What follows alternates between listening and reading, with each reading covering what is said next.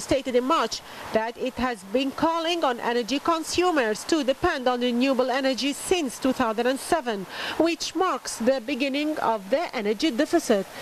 Egypt aims to produce 20% of its energy using new and renewable sources by 2020. To address the energy issue, the government said it plans to import additional quantities of natural gas, improve the efficiency of transferring fuel and diesel to stations, and add more stations to the national grid. In the current fiscal year, electricity subsidies stand at £23 billion in the state's budget.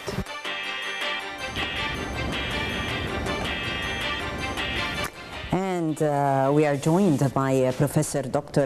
Gamal Al-Alyoubi, who is the Professor of Petroleum and Energy at AUC, to join us in our discussion while we're talking about the energy challenge. Professor Alyoubi, thank you very much for coming. Thank you very much. We're talking about the electricity outages that are becoming now commonplace. So what reasons do you attribute those outages to, and what are the alternatives? Currently speaking, when I just try to hang in what we suffering already, and the whole population in country, they know well that's what we're going to suffer lots, because maybe we have some reason. It's called apparently reasons, and we have some hidden reason which is not delivered to the population because this is not their interesting.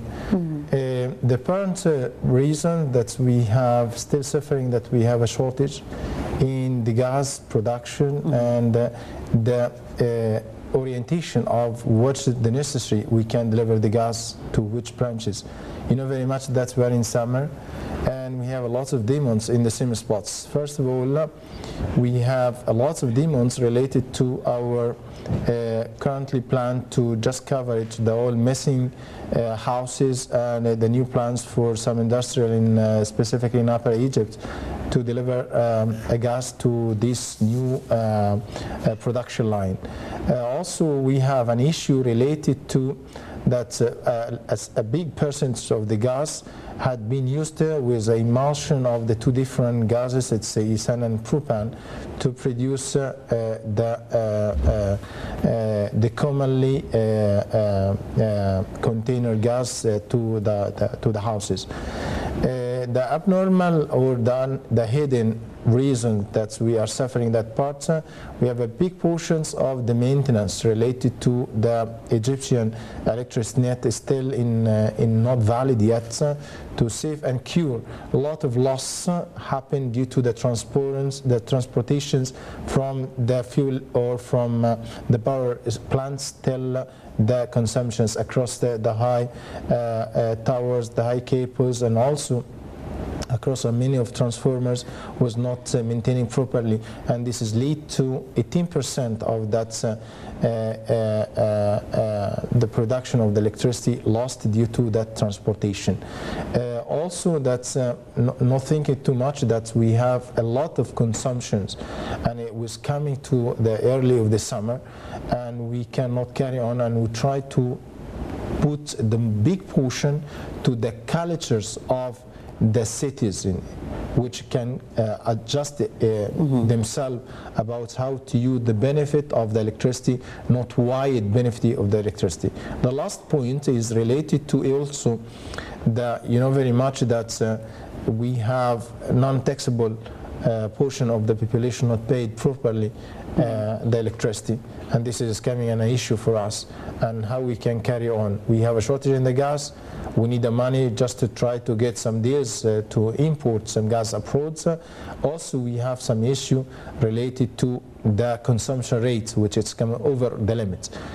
Everything had been monitoring and accounted for the country to be within 19,000 megawatts, and we jump up to 23, and you don't mind if you go through the last history.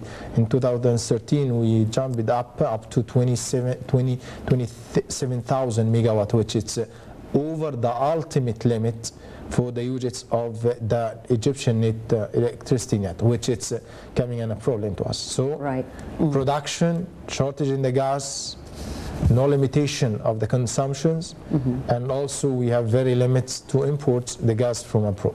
Right.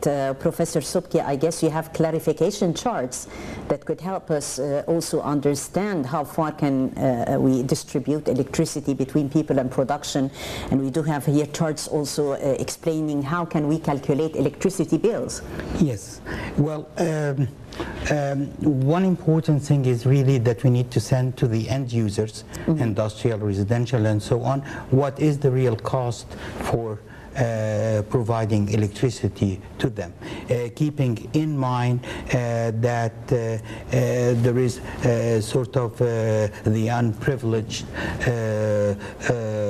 group of residential customers who do consume quite a bit of the energy and they're not able to afford that. So our electricity tariff is designed really to sort of address some social aspects of our life. So a number of our end users are not paying their right use. I think I do have a chart, yes, but I can go. The chart is now on air. Yeah. Well, now there is one which has the electricity the status bill of energy in Egypt, present, past, and future. That shows that our supply limitation, our national supplies are limited, and the red double-sided arrows shows the additional energy needed. There is another chart which just shows how the electricity bill is calculated. It just shows that with the higher the amount of consumption, the electricity bill goes up high. But just to give you an example of end users who are, that has to do with renewable energies. If we have the time, we can come back and speak about it. Right. But anyway, it just shows like a large number of our customers, almost close to 19% of our customers do consume about 29% of the consumption, and their monthly consumption is less than 50 kilowatt hours. Their electricity bill is less than 2.5 Egyptian pounds. So that do represent quite a bit of a load on the national budget, and of course, as Dr. Kalyoubi said, then we don't have enough revenues to sort of pay off our dues to the exploration companies for their production, as well as development of the gas wells and the oil wells. On the other hand, there is a bit of a strong signal, but it's not strong enough apparently for customers who are using electricity above the 1,000 kilowatt hours a month, where they are charged above the average cost of electricity, but they only represent 2% of the customers. This is the framework? No, actually no. Apparently they did not manage to load that other chart. I think the chart, you have it in your hands, but it just shows how to calculate the electricity bills. Like if an end user, a residential end user with 1,000 kilowatt hours a month, then his electricity bill is around the 320 Egyptian pounds.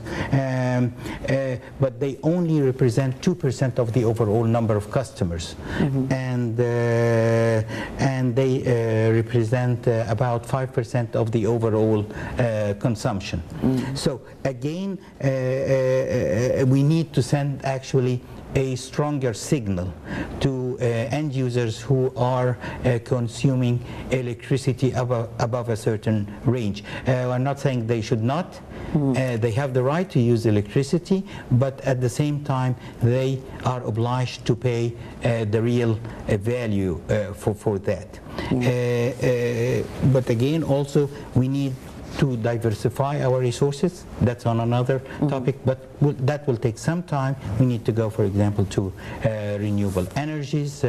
We need to interconnect with the Nile Basin countries, the Mediterranean Basin countries, in order to limit the risk of losing the supply. Now, not only connecting electricity networks, but also gas networks. We need to think seriously about connecting Egypt with Libya, Egypt with Jordan and Iraq into gas networks, because again, as I said, that will reduce the risk of losing our supply. It has a cost, and we have to think seriously about paying that cost in order to secure our supply, but it will take some time. Right. Professor Qalyoubi, depending on renewable energy, what does it cost? The Ministry of Petroleum had stated that